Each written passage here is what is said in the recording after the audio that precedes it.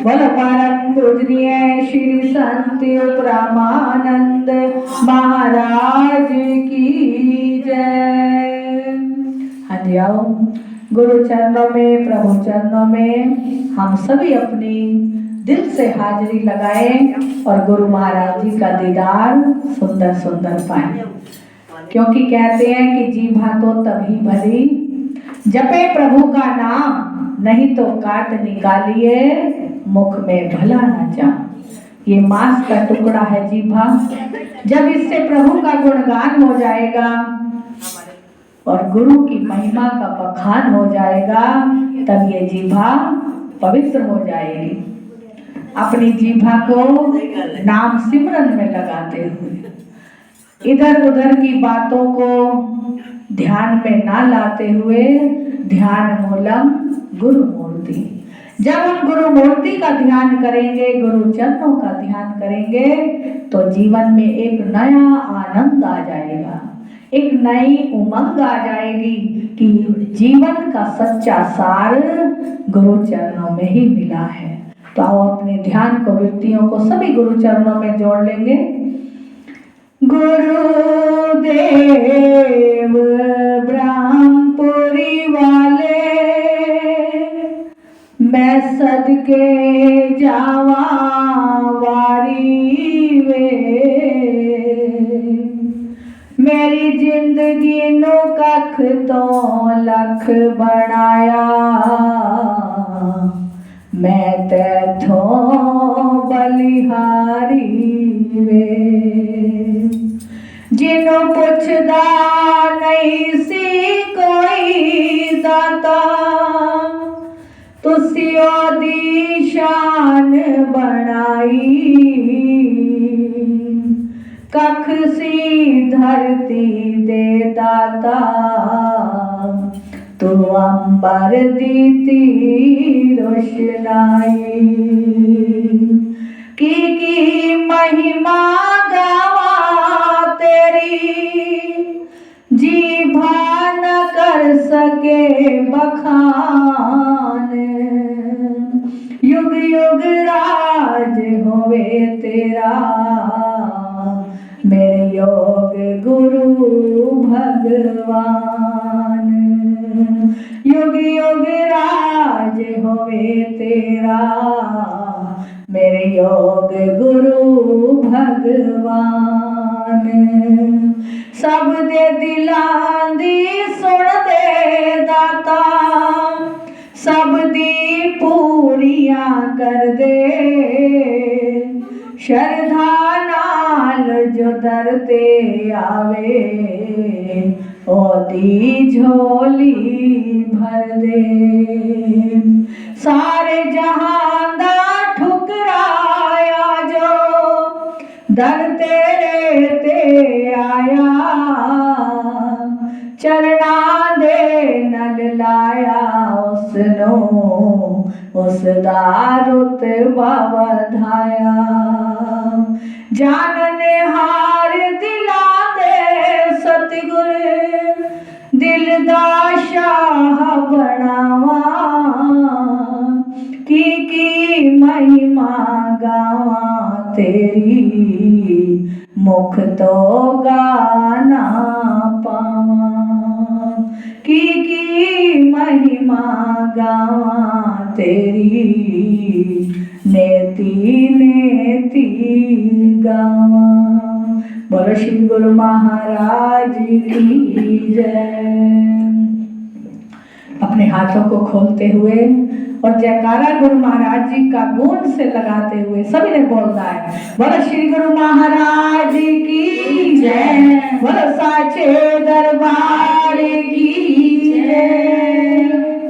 गुरु वचनों में ताकत भारी, गुरु वचनों में गहरा राज है, गुरु वचनों में ताकत भारी, गुरु वचनों में गहरा राज है।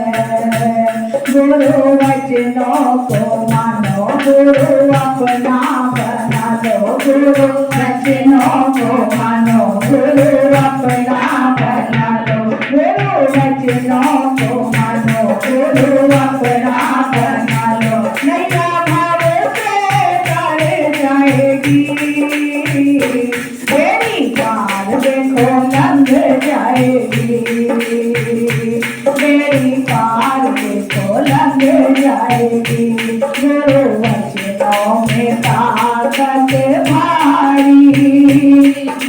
वचनों में राज है गहरा, गुरु वचनों में ताकत भारी, गुरु वचनों में राज है गहरा, गुरु वचन को मानो, गुरु वचन को मानो, गुरु वचन को मानो, गुरु वचन को मानो, गुरु वचनों के चलना रे, गुरु आशीष पाना रे, गुरु आशीष पाना रे। राम ने भगवाना वचन दोनों वशिष्ठ का, राम जी ने माना वचन दोनों वशिष्ठ का, दोनों वशिष्ठ का, दोनों वशिष्ठ का। वो तो रघुवर कहलाए, वो तो रघुवर कहलाए, सिया राम बन आए, सिया राम बन आए। वो तो फिर लोकीनाथ है राम रे, वो तो फिर लोकीनाथ है राम रे, गुरु वचनों में ताकत है भारी, गुरु वचनों में गहरे राज रे, गुरु वचनों में ताकत है भारी, गुरु वचनों में गहरे राज रे।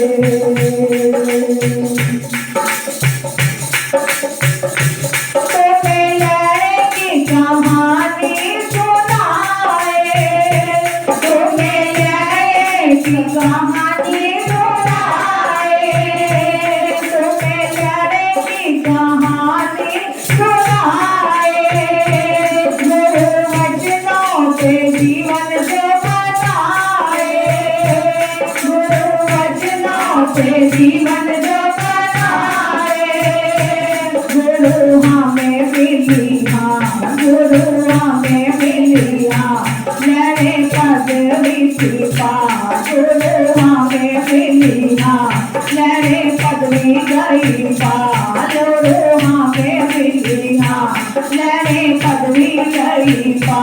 वो तो गुरु की आज्ञा जो ठार है, वो तो गुरु की आज्ञा जो ठार है, गुरु वचनों में ताकत है भारी, गुरु वचनों में ताकत है भारी, गुरु वचनों को मानो, गुरु वचनों को मानो, अपने मन की ना मानो, अपने मन की ना मानो, गुरु वचनों को मानो, गुरु वचनों को मानो, अपने मन की ना मानो, अपने मन की ना मानो, गुरु वचनों में गहरा राज है, गुरु वचनों में गहरा राज है, गुरु वचनों में ताकत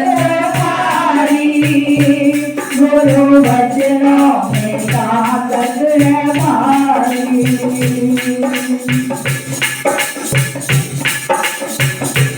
मोर ध्वज का एक राजा महान, मोर ध्वज का एक राजा महान, गुरु चरणों में था उसका ध्यान, गुरु चरणों में था उसका ध्यान।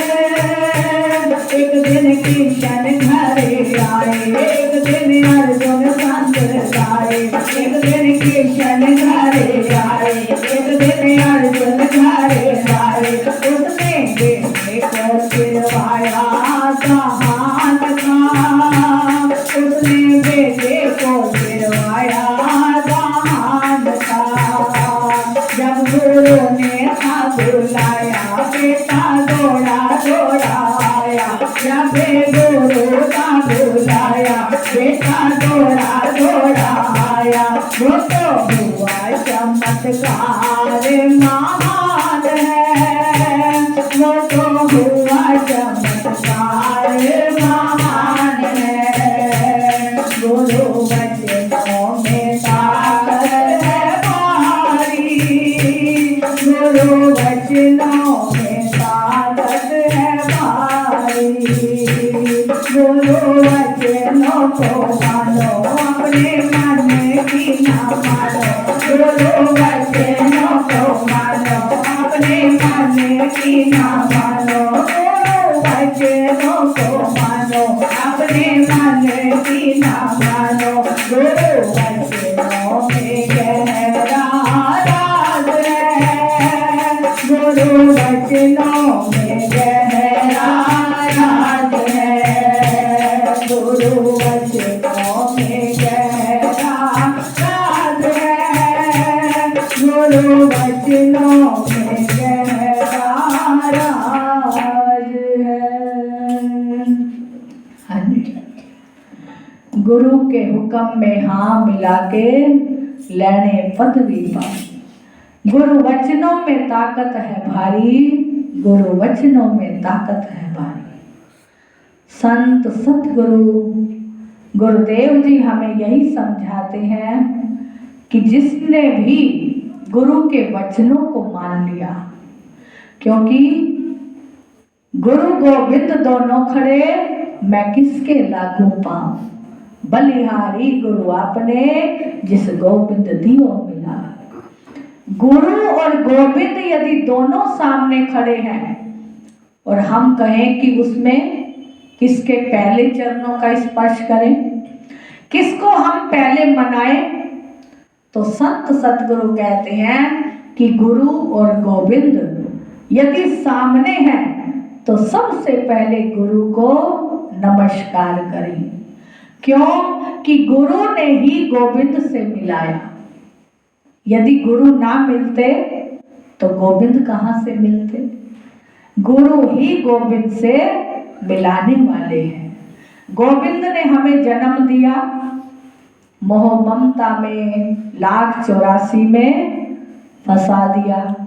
कहते हैं ना कि अब बेटे का खाना बनाना है, उसने ऑफिस जाना है, उसने ट्यूशन जाना है, तो ये मोह ममता के चक्कर किसने डाले, प्रभु ने डाल दिए और हम फंसते चले गए, फंसते चले गए। जैसे मकड़ी जाला बुनती है और फंसती रहती है, फंसती रहती है, इसीलिए हम भी प्रेमी सब संसार में बहुत गलतान हो जाते हैं। इतने फंसते चले जाते हैं बिना बंधन के, हमें पता ही नहीं चलता कि बंधन है कैसा। बंधे हुए दिखते भी नहीं है और बंधते भी चले जाते हैं। क्यों? क्योंकि कबीर दास जी कहते हैं बंधे को बंधा मिले। जो संसार में मिलेगा पूछेगा तेरा परिवार कितना है, पूछते हैं ना आपस में, कितने बेटे हैं, कितनी बेटी है, घर कौन कौन है, कि कोई पूछता है तेरा परिवार कितना है, कोई पूछता है तेरा धन माल कितना है, कोई पूछता है जर और जलाल कितना है, लेकिन कोई ये नहीं पूछता तेरा गुरु चरणों से प्यार कितना है। वो कौन पूछता है?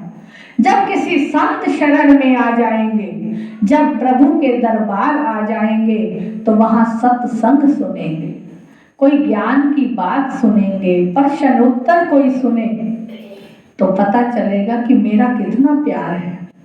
या कोई प्रेमी गुरुमुखों की वार्तालाप को सुनेंगे कि उस प्रेमी ने इतना किया, उतना किया, तो हमें पता चलता है कि हमारा प्यार कितना है। संसार में एक दूसरे से मिलेंगे तो यही पूछा जाएगा कि क्या करते हो, कैसे हो, कितना कमाते हो, लेकिन जब सतगुरु की चरणों में बैठ जाओगे, इस ठंडी ठंडी निर्मल छांव में बैठ जाओगे, तो गुरुदेव यही कहेंगे कि सिमरन किया करो, सुबह उठकर स्नान करके प्रभु के नाम का जाप किया करो। ये जीवन बार बार नहीं मिलता, थोड़ा थोड़ा समय उस प्रभु के नाम का निकाला करो, क्योंकि ये समय का घोड़ा दिन रात चल रहा है। संत जन कहते हैं समय का घोड़ा चलता जाए, समय निकालो थोड़ा थोड़ा, चलता जाए समय का घोड़ा। समय निकालो थोड़ा थोड़ा, चलता जाए समय का घोड़ा। दौड़ा दौड़ा दौड़ा दौड़ा क्यों माया पे दौड़ा, चलता जाए समय का घोड़ा, चलता जाए समय का घोड़ा। वक़्त निकालो थोड़ा थोड़ा, चलता जाए समय का घोड़ा, चलता जाए समय का घोड़ा। कौन सा समय का घोड़ा है? जब हम ध्यान दें, जब सूर्य उदय होते हैं, जब सूर्य उदय होते हैं तो वो किसके ऊपर बैठते हैं? 4 घोड़ों के रथ पर। वो 4 घोड़े कौन से हैं? सुबह प्रातः काल, फिर दोपहर हुई, शाम हुई, रात हुई। ये 4 घोड़े समय के दिन रात चल रहे हैं, और सुबह होती है, शाम होती है, यूं ही जिंदगी तमाम होती है। अरे घड़ी तो वही अच्छी जो प्रभु दीनदयाल के नाम होती है। अब हम सभी सत्संग में बैठे हैं तो ये घड़ियां हमारी प्रभु के नाम की, प्रभु दीनदयाल को हम ये समय दे रहे हैं। और थोड़ा थोड़ा समय हमने निकाला। हमें पता है कि हमने सत्संग में आना है तो जल्दी जल्दी हाथ भी चलते हैं, कार्य भी जल्दी जल्दी हो जाता है, और वही कार्य हम रोज करते हैं। इस समय में सो जाएंगे, बैठ जाएंगे, खाना पीना कर लेंगे। लेकिन जब ये होगा कि हमें प्रभु को ये समय देना है, सत्संग में जाना है, तो ये समय का घोड़ा दरबार में ले आता है। हम सब कुछ अपने आप कर सकते हैं जब हम गुरु वचनों पर चल जाते हैं। जहां पर कृपा राम की होई, वहां पर कृपा करे सब कोई। प्रभु राम की कृपा, गुरु की कृपा से हमें ये सत्संग की घड़ियां मिलती हैं। और जब सत्संग की घड़ियां मिल जाती हैं तो हमारे अंदर ज्ञान जागता है, विवेक जागता है, हमें आत्मा की लक्ष्यता होती है कि हम जीव नहीं, हम ब्रह्म हैं, हम उस पार ब्रह्म परमेश्वर के प्यारे हैं। ये हमने मानुष का जन्म पाया है तो ये बड़ा दुर्लभ है। ये अब मिला है, फिर मिले या ना मिले। शरीर की लक्ष्यता नहीं करनी कि उसका शरीर बड़ा सुंदर है, मेरा भी हो जाए। उसने सुंदर कपड़े पहने, मैं भी पहनूं। उसका घर बड़ा सुंदर है, मेरा भी बन जाए। यदि यही देखते रहे तो प्रभु से वंचित रह जाएंगे। हमने सिर्फ यही देखना है कि हे प्रभु, जो मेरी घड़ी, जो मेरा समय तेरे नाम में लग जाएगा, वही घड़ी सकारत है। और ये ज्ञान कहाँ मिलेगा? ये ज्ञान हमें सत्संग में मिलेगा। गुरु वचनों को यदि हम मान लेते हैं कि गुरु वचनों में ताकत है भारी, गुरु वचनों को मानो, अपनी मन की न मानो। कि मन क्या कहेगा कि ये काम है, वो काम है, छोड़ो कल चले जाएंगे, कहता है ना मन। कभी कहेगा ठंड है, सो जाओ। कई बहनें मिलती हैं, कहती भाई जी बड़ी ठंड है, सत्संग में कैसे आए? घर भी तो बैठना है, घर क्या ठंड कम हो जाएगी? कम हो जाएगी, ज्यादा लगेगी रजाई में, गर्मैश आएगी, लेकिन जब उठेंगे फिर वही ठंड। यदि हम यहाँ मालिक की ठंडक में बैठेंगे तो अंदर से गर्मी आएगी। अंदर से क्या ज्ञान जागेगा कि मैं अपनी नाम की कमाई करूं, मैं अपना जीवन सेवा में लगाऊं, पुरुषार्थ करूं कि ये जीवन जो बीत गया, अब आगे का जीवन मालिक के नाम में लग जाए। ये मेरा श्वास श्वास उसके सिमरन में लग जाए। वो कब विचार आएगी? जब हम गुरु से ज्ञान प्राप्त करेंगे, उनके वचनों पर अपना जीवन ढालेंगे कि भाई जो डट गए गुरु वचन पे, कट गए बंध 84 के। जो डट जाएंगे कि मैंने सत्संग में जाना ही जाना है, गुरु का वचन है, सतगुरु का बुलावा आया है, मैंने सत्संग में जाकर अपने जीवन का कल्याण करना है। मोर ध्वज हुए हमारे सतयुग के अंदर, द्वापर के अंदर उनका राज हुआ। जब मोर ध्वज गुरु के वचनों को मानते थे, जहां भी रहते उन्होंने गुरु से आज्ञा लेकर ही अपने राज्य को चलाना। मोर ध्वज का नाम बड़ा विख्यात हो गया। और जब महाभारत का युद्ध भगवान कृष्ण ने कराया तो उसमें अर्जुन को बाद में अभिमान हो गया कि मैंने इतना धनुषधारी, मैं इतना बलवान, यदि मैं सब कौरवों को ना मारता तो ये युद्ध जीता नहीं जाता। और बड़ा ही उसके अंदर एक प्रेम भी था, एक अभिमान भी था कि भगवान कृष्ण मेरे सखा हैं, मेरे मित्र हैं, और इनके जैसा मेरा मित्र कोई नहीं है। जितना मैं भगवान से प्यार करता हूँ इतना कोई नहीं करता, जितनी मैं इनकी आज्ञा मानता हूँ इतना कोई नहीं मानता। कई बार सेवा कर करके अभिमान आ जाता है कि मेरे जैसा कोई सेवादार नहीं, मुझे ऊंची पदवी मिलनी चाहिए। अरे पदवी मिलकर क्या होगा?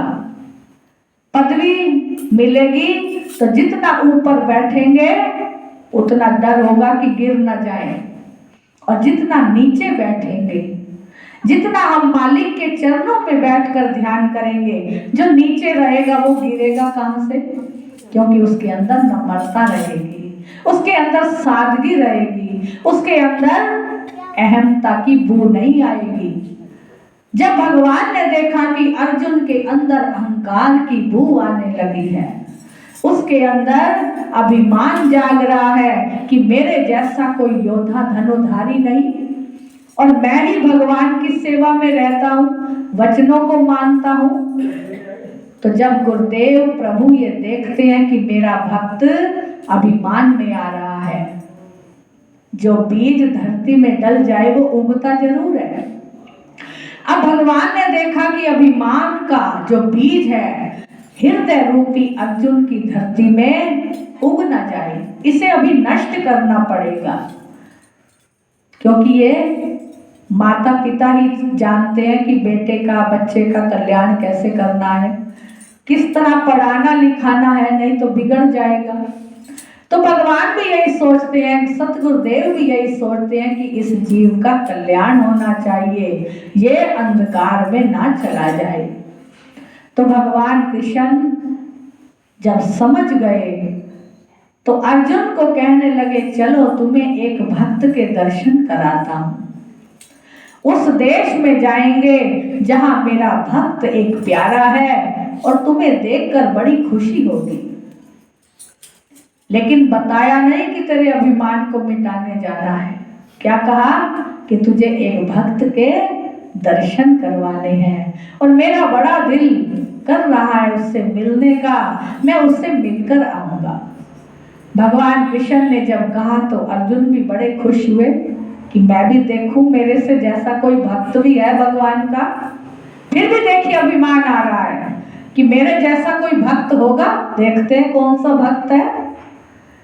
जब पहुंचे मोर ध्वज के घर तो जाते ही मोर ध्वज गदगद हो गया कि आज मेरे अहोभाग्य हैं, प्रभु मेरे घर आए हैं।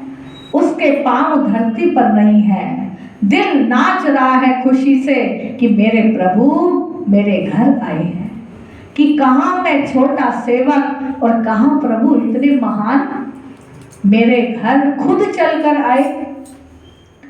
खुद प्रभु को घर बुलाए, कौन है वो प्रेम है, खुद खुदा को बुलाए, कौन है प्रेम है, खुद खुदा को घर बुलाए। कौन है वो प्रेम है कि खुदा घर पर आ गए। किसके पीछे आए? कि मोर ध्वज प्रेमी है, विश्वासी है, वचनों को मानने वाला है, चाहे रहता दूर है लेकिन उसका दिल प्रभु चरणों में हाजिर हजूर रहता है। क्योंकि संत कहते हैं कि कोई कोल रह के भी दूर है और कोई दूर होके भी नाल है, तेरी एक नजर का कमाल है। जिस पर उनकी नजर मेहर हो जाती है, चाहे वो कोसों दूर बैठा हो, लेकिन उस पर नजर इनायत सतगुरु की बनी रहती है। और कोई पास ही बैठा है, वचनों को नहीं मान रहा, उनकी दिल में भक्ति नहीं जगा रहा, चाहे पास है लेकिन गुरु की नजर नहीं होती। अब देखिए, अर्जुन पास रहता है, उसके अभिमान को मिटाने के लिए मोर ध्वज के दर्शन करने प्रभु उसके घर गए। और वहां मोर ध्वज बड़ा खुश हो रहा है, आनंदित हो रहा है, देख रहा है कि मैं प्रभु की किस तरह सेवा करूं। पूछा प्रभु से कि हे प्रभु, आप क्या पान करेंगे, किस तरह मैं आपकी सेवा करूं। देखिए, राजा है फिर भी उसके अंदर नम्रता है, झुककर प्रभु के आगे खड़ा है, नतमस्तक होकर कि हे प्रभु, आप आज्ञा दीजिए, आपकी क्या सेवा की जाए।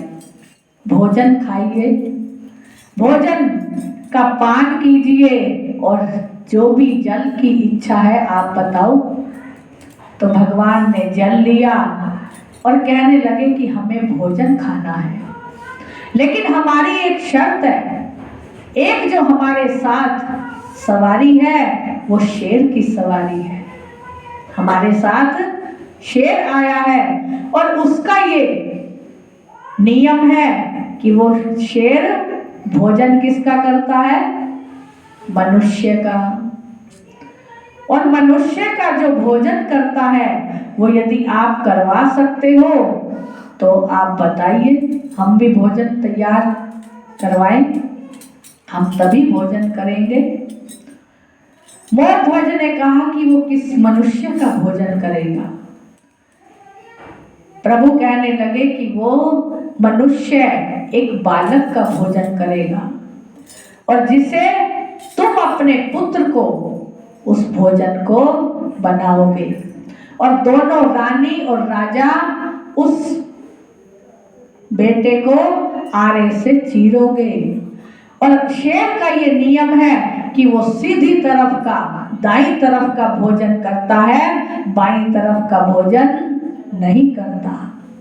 अब देखिए, और कोई माता पिता होंगे तो कहेंगे ये भगवान भी जाए, हम नहीं इनको भोजन करवा सकते, ये घर आए क्यों। या संत हो कोई तो कहेंगे ये संत है जो ऐसे हमारे को कह रहे हैं। लेकिन मोर ध्वज का हृदय देखिए और उस रानी का हृदय देखिए। कहने लगे प्रभु जैसे आप कहेंगे, लेकिन आप मेरे घर भोजन जरूर कीजिए। जब बेटे को बुलाया राजा ने और कहने लगे प्रभु कि इसकी आंख में भी आंसू नहीं आना चाहिए और तुम दोनों की आंख में भी आंसू नहीं आना चाहिए। यदि आंसू आ गया तो वो शेर भोजन नहीं करेगा। इतना हृदय परिपक्व किया मोर ध्वज ने और रानी ने। बेटे के आंसू आ गए, कहने लगे कि बेटे के आंसू क्यों आए।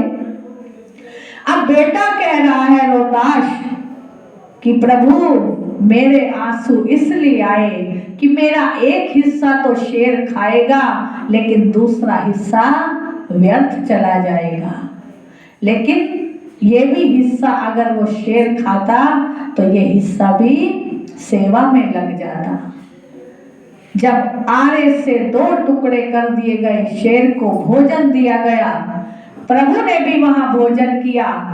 अब रानी और राजा पक्का दिल करके प्रभु को भी भोजन करवा रहे हैं और सब जो उनके साथ प्रेमी भक्त हैं उनको भी भोजन करा रहे हैं।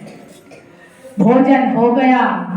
वहां अर्जुन मन ही मन सोच रहा है कि मैं तो ऐसा भक्त नहीं, मैं तो यही धनुष विद्या का ही अभिमान कर रहा था कि मैंने धनुष चलाया और सब विजय मैंने प्राप्त की युद्ध में।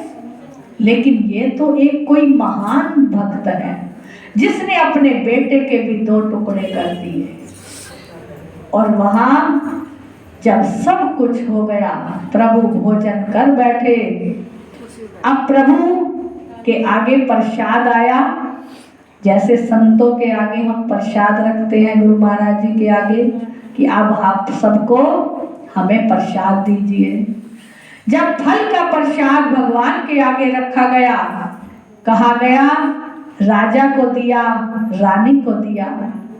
अब मोरध्वज को कहा, रानी को, कि बेटे को आवाज लगाओ वो भी आकर प्रसाद ले।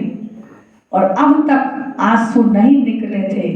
अब राजा और रानी फूट फूट कर रोने लगे कि प्रभु आप सब दृश्य देख रहे हैं और फिर कह रहे हैं कि बेटे को आवाज लगाओ। प्रभु ने कहा हाँ, बेटे को आवाज लगाओ।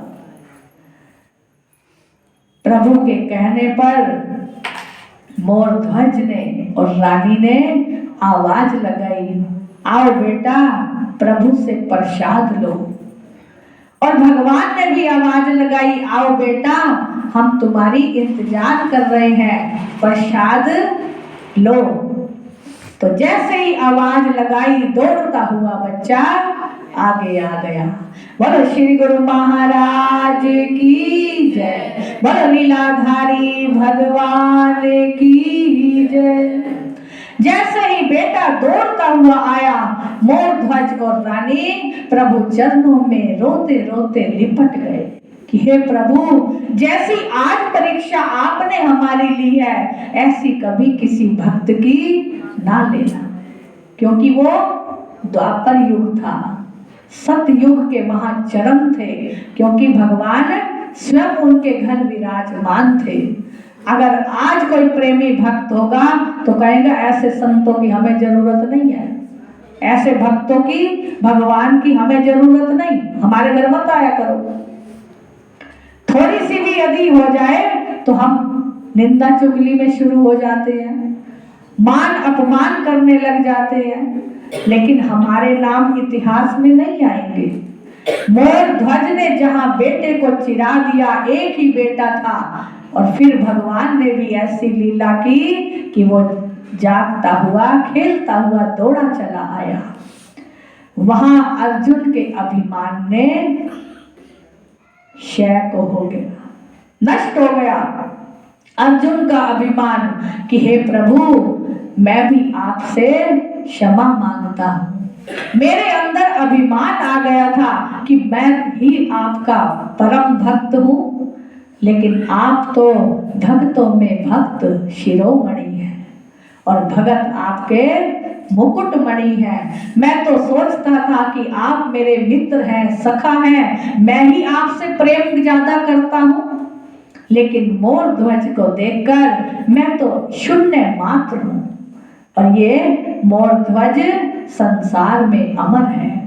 इसका नाम आप युगों युगों में अमर कर दीजिए। तो भगवान कृष्ण कहने लगे कि अर्जुन, ये सब लीला मुझे तेरे कारण ही करनी पड़ी। कि यदि तेरे मन के अंदर जो अभिमान का बीज था वो उग जाता तो तेरे जीवन को नष्ट कर देता। कभी भी गुरुदेव जी से, प्रभु जी से ये मत कहिए कि हमें दुख क्यों आया, हमें ये विपदा क्यों आई, क्योंकि संत कहते हैं कि कभी दुख का शिकवा न कर तू प्रभु से, तुझे क्या पता है उसकी रजा का। मुसीबत अगर तुझ पे आ जाए आरिफ तो समझो उसे भी तोहफा खुदा का। यदि मोरध्वज कहता कि प्रभु ये मुझसे काम नहीं होगा तो वहीं खेल खत्म हो जाता, वहां वो आशीर्वाद मोरध्वज ना ले पाता। वो आशीर्वाद तब आया जब उसने अपने बेटे की कुर्बानी करी। वहां हमारे प्यारे महाराज जी बड़ा ही सुंदर फरमाते हैं कि गाड़ी चलने से पहले पानी और कोयला मांगती है। आजकल तो पेट्रोल मांगती है। गाड़ी चलने से पहले पानी और कोयला मांगती है, फिर वो गार्ड के हाथ की निशानी मांगती है। अरे आरिफ, अगर प्रभु को पाना है तो हर चीज पहले कुर्बानी मांगती है। जब तक हम कुर्बानी नहीं करेंगे तब तक गुरु की रहमत को पा नहीं सकते। अपने आप को जब तक नहीं मिटाएंगे रुतबा इलाही नहीं पा सकते। वो रुतबा इलाही तब मिलेगा जब अपने मैं को मिटा देंगे। मिटा दे अपनी हस्ती को, अगर कुछ मर्तबा चाहे कि दाना खाक में मिलकर गुलो गुलजार होता है। एक दाना भी पहले अपने आप को मिटाता है, फिर वो एक पौधे के रूप में आता है, धीरे धीरे वो वृक्ष बन जाता है, फिर उसे कोई भी नहीं विनाश कर सकता। यदि वो कहे कि मैं तो मिटना ही नहीं चाहता, मैं तो अपने आप को दाना ही बनाकर रखूंगा, जब वो मिट्टी में डलता है, मिट्टी में मिट्टी रूप हो जाता है, फिर वो एक पौधे के रूप में आता है, फिर उस पर फल लगते हैं। वो फल कौन से हैं? सहन शक्ति के, भावना के, प्रेम के, विश्वास के, जिससे उसका जीवन खिल जाता है।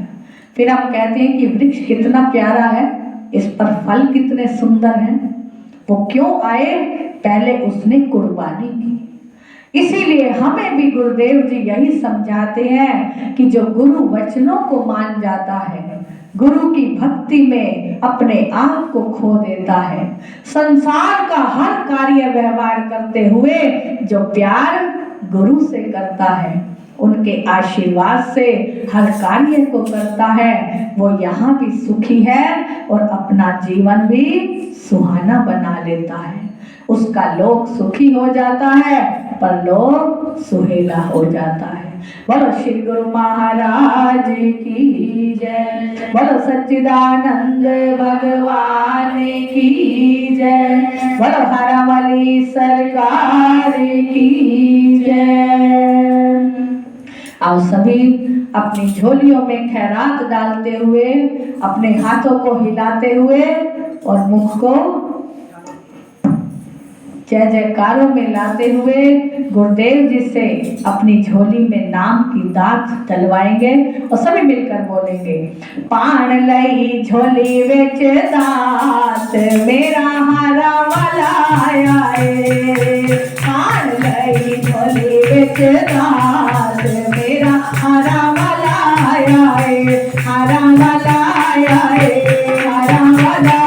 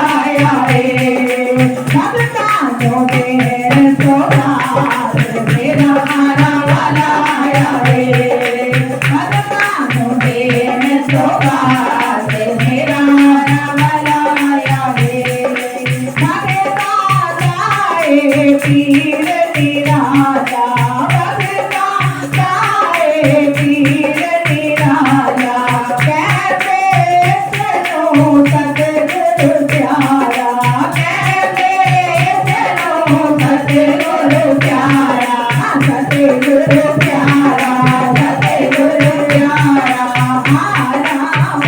हारा वाला ऐसा दिन होवे हो रात होवे हो ऐसा रात होवे करे करे हाथ मेरा हारा वाला आया है ऐसा रात होवे करे करे हाथ मेरा हारा वाला आया है हारा वाला आया है रंगरी वाला आया है रंगरी वाला आया है रंगरी वाला आया है रंग वाला आया है रंग वाला आया है पार गई पार गई बोले से रात मेरा हारा वाला आया है पार गई बोले से रात मेरा हारा वाला आया है बोल गए नसीब होते आया तेरा बोल दी बोल गए नसीब होते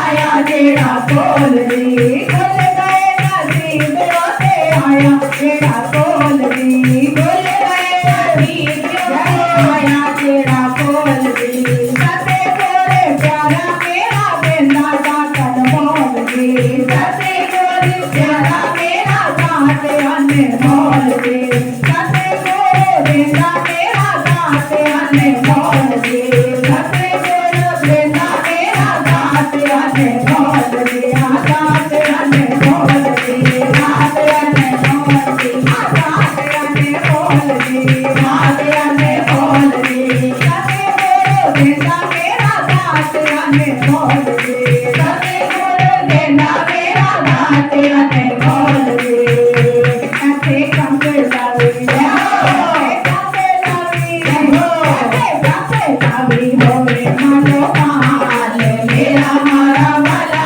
आया है ऐसे कंपे लावी होए मानो माल मेरा मारा वाला आया है मेरा मारा वाला आया है मेरा कंपे वाला आया है मान नहीं जाओ मान नहीं भली विच रात मेरा मारा वाला आया है मान नहीं भली विच रात मेरा मारा वाला आया है मारा वाला आया है रंगपुरी वाला आया है रंगपुरी वाला आया है रंगपुरी वाला आया है जगलोक वाला आया है जगलोक वाला आया है ऐसा नचे नचे हो नचे नचे करे नसीहात मेरा हारा वाला आया है मैं पाती रमाए से दीदार मेरा हारा वाला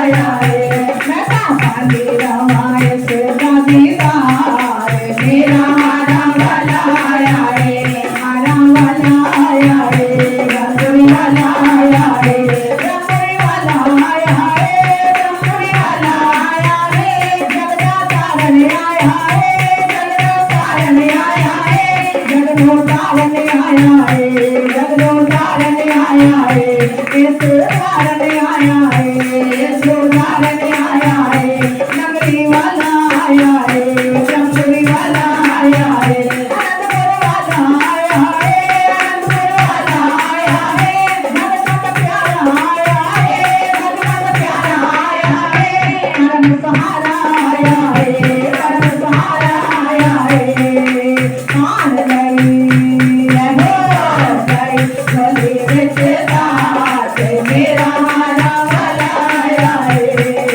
मान नहीं भली विच रात मेरा हारा वाला आया है जय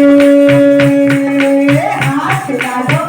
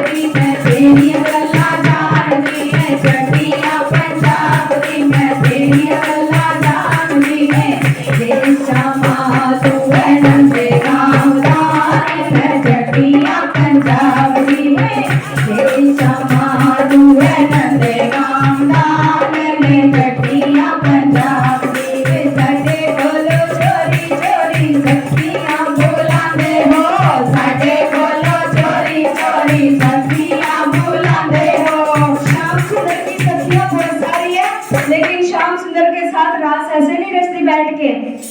साडे कोलो चोरी चोरी सखियां बुलांदे हो, साडे कोलो चोरी चोरी सखियां बुलांदे हो, सखियां बुलांदे हो तेरा हाथ रचांदे हो, सखियां बुलांदे हो तेरा हाथ रचांदे हो। मेरे नाल भंगड़ा पाके निकाले में जटियां पंजाब दी, मेरे नाल भंगड़ा पाके निकाले में जटियां पंजाब दी, मैं जटियां पंजाब दी, मैं तेरी गल्ला जानदी, मैं जटियां पंजाब दी, मैं तेरी गल्ला जानदी। तू है नंदगांव दा, मैं जटियां पंजाब दी, हे रामा तू है नंदगांव दा, मैं जटियां पंजाब। सखियां बने भगवान की। कौन कौन वृंदावन जाकर सखी बनना चाहता है? संडे कोलो चोरी चोरी सखियां बोलाते हो, संडे कोलो चोरी चोरी सखियां बोलाते हो, सखियां बोलाते हो ते नैन लड़ाते हो, सखियां बोलाते हो ते नैन लड़ाते हो। मेरे नाल नैन लड़ा के दिखाई मैं जटियां पंजाब दी, मेरे नैन लड़ा के दिखाई जटियां पंजाब दी, जटियां मानो है नंदगांव दा, मैं जटियां पंजाब। जब सखियां बनेगा तब टांगे उठेगी ना हाथ दुखेंगे, एनर्जी आ जाएगी, एक्टिव हो जाओगे। तो सखियां जैसे झूमती नाचती थी वृंदावन में, हम भी सोचे कि वृंदावन में ब्रह्मपुरी द्वार में खड़े हैं और गुरु महाराज जी हमारे साथ हैं, हम उनकी सखियां हैं। संडे कोलो चोरी चोरी सखियां बुलाते हो, संडे कोलो चोरी चोरी सखियां बुलाते हो, सखियां बुलाते हो तेरा रंग लगाते हो, सखियां बुलाते हो तेरा रंग लगाते हो। मैनू भी रंग लगा के दिखा दे हो, मैनू भी रंग लगा के दिखा दे, मैं जटियां